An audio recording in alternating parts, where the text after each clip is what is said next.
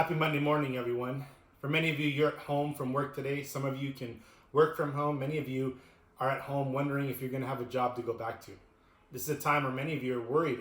Will I be able to provide for myself or my family? Is this stimulus plan going to go through? Well, I want to give you encouragement this morning, very briefly. And that is that God will provide. You know the story of Abraham and Isaac, and they're climbing to the top of the mountain, and Isaac willingly, as a young man, laying himself on top of the wood to be sacrificed by his father. Abraham's devotion to God, knowing the promises for Isaac, believing that maybe if he even had to go through the sacrifice, God would probably raise Isaac from the dead. And in this whole scenario, then God providing a ram. Genesis chapter 22, verse 13. Then Abraham looked up and saw a ram caught by its thorns in a thicket. So he took the ram and sacrificed it as a burnt offering in place of his son. Abraham named the place Jehovah Jireh, which means the Lord will provide.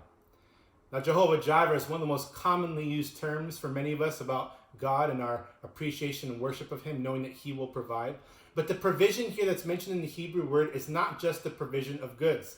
It's actually also meant that this word would mean that the Lord sees and the Lord experiences. Now, that's very different because that means that it's not just about God who provides goods. It's about the God who sees your need and experiences your need. And out of what he sees and experiences with you, then he provides. Here's my encouragement to you this morning. Know that the God that you worship sees your need and is presently experiencing your need right now. Your need emotionally, your need intellectually, your need financially, whatever your need is right now, God sees it and is experiencing it, and he will provide.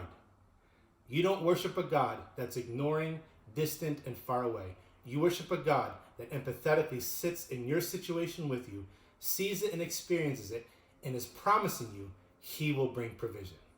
Be encouraged this Monday morning. You serve a God who is going to provide.